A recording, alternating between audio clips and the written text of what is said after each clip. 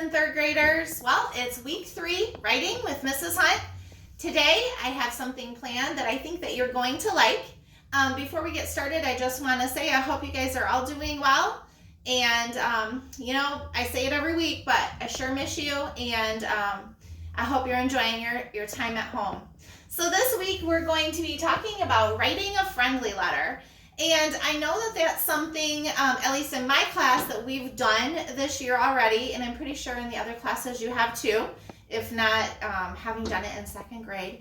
But I thought, what a great time to practice letter writing skills. And at the end of this lesson, I'm going to talk to you about maybe some options for you who you could write to. All right, so I've written down an example of a friendly letter. And as always, I'm not really sure how well, you can see what I've written on the video that you're watching, but more than anything, it's to help me remember what I want to say to you. So the friendly letter starts out with the date. So you're going to want to, up in the right-hand corner, write the date. So can you believe it? Today is May 1st. So confidence you won't be watching this video today, but I can't believe we're in a new month.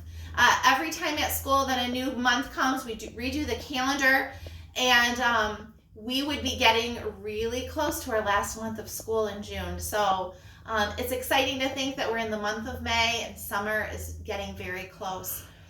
So after you've put your date, and please remember when you write your date to capitalize the month if you write it that way. You can also write your date all in number form. I know we practiced both ways this year.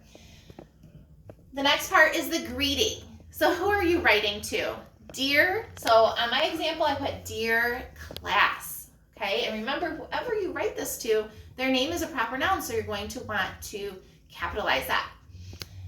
Comma goes after their name.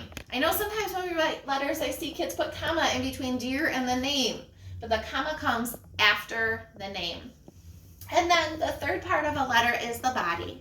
Okay, the body is where you talk to who you're writing to. You can ask them questions, you can tell them things about yourself, but make your letter worthwhile. Sometimes when we write letters at school, kids will write like 2 sentences and they'll say, well, is this good? Well, if you were getting this letter, would that be enough? Remember that you always want to, make your reader happy. Okay, so maybe tell them something about yourself or ask them something, make it interesting. And the last part of the letter is the closing, okay? And so I've signed mine, Love Mrs. Hunt, but you want to think about who you're writing to, okay? Are you writing it to somebody that you want to say love to? There are many different closings. We have used things like sincerely, your friend, respectfully. So think about that when you're closing your letter. How are you going to end it? And as you look at this format, your closing should kind of line up with your heading, okay? So it should be lined up. So a letter does have a format. I think something that I didn't mention is that this is indented. So make sure you do that when you indent your body as well. So I think that is a quick review of letter writing. I know in our classroom, if you think about it, we have a poster on the wall that we look at when we do letter writing. And this year we wrote some letters to friends. We wrote some thankful letters to people at the school to tell them that we were, who we were thankful for. And even at St. Patrick's Day, thank goodness we got those out before we left in March, but they were to tell people why we felt lucky to know them. So let me take this off here. I have a few reminders to share with you. So, friendly letter checklist. Some things I want you to remember. Make sure you have included all the parts of your letter. Okay, so you can't skip any of those parts that we just talked about. Always important to sign your letter. Okay. You could write a really nice letter, but if you don't write who it's from, then it's going to leave your reader wondering who gave this to them. Let's see. Be sure to use correct punctuation And I did talk about that with the month, if you're writing the word of the month or your name or whoever you're writing to's name. And check your use of capital letters.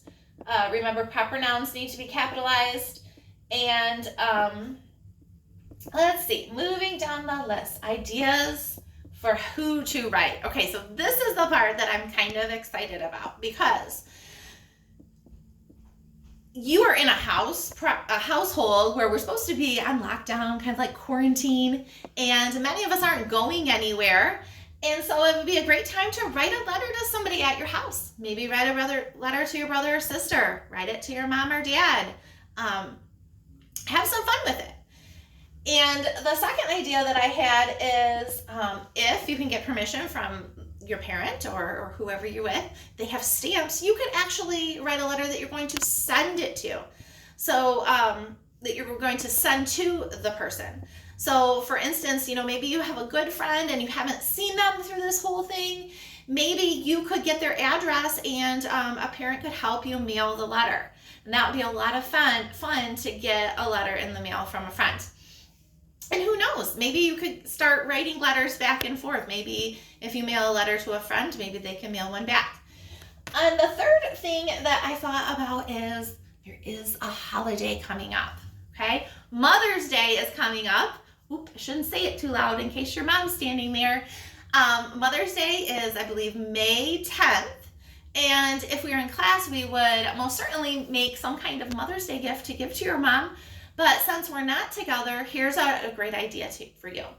Write a letter to your mom and give it to her on Mother's Day and tell her, all the things that you appreciate about her or the things that you want to thank her for. I know I'm a mom. I would love to get a letter from one of my kids. It would make me feel really special, and it would make your mom feel special too.